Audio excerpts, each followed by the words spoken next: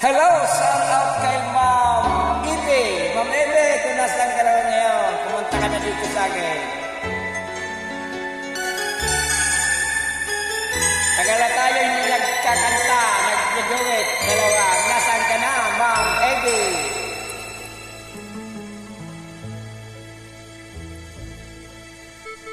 Ipagpatawad mo aking kapangasan. Binibini ko, sana'y maintindihan. Alam kong kailan lang tayo magkatagpo, ngunit pa